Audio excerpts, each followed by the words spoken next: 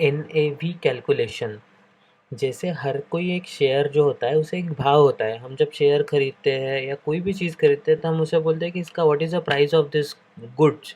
वैसे ही जब mutual fund खरीदा जाता है तब म्यूचुअल फंड का एक भाव होता है, उस भाव को कहते हैं NAV, नेट असेट वैल्यू। इस नेट असेट्स ये एग्ज़ाम पॉइंट ऑफ व्यू से भी बहुत महत्वपूर्ण है। और अदरवाइज़ म्यूचुअल फंड में हम निवेश कर रहे हैं तो हमें पता होना चाहिए कि ये इन्वेस्टमेंट, ये NAV जो है ये बनता कैसे है।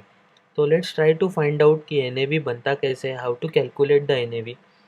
चलिए, सबसे पहले NAV जो होता है, सब जो टोटल पैसा आता है म्यूचुअल फंड में उसे कहते हैं AUM, असेट अंडर मैनेजमेंट। जो भी पैसा म्यूचुअल फंड में आता है उस टोटल पैसे को कहते हैं, जो लोग जमा करते हैं, जो लोग इन्वेस्ट करते हैं उसे कहते हैं AUM, asset under management.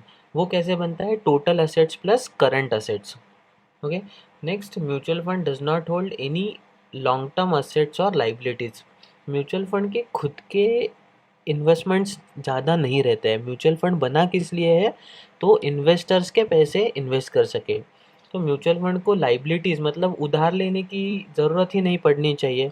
But कुछ कारण होते हैं जिसके वजह से म्यूचुअल फंड को उधार लोन लेना पड़ता है, बोरो करना पड़ता है। वो हम अगले स्लाइड्स में देखेंगे, अगले प्रेजेंटेशंस में हम देखेंगे। ठीक है। सो यहाँ पे उस वजह से mutual funds are not permitted to borrow.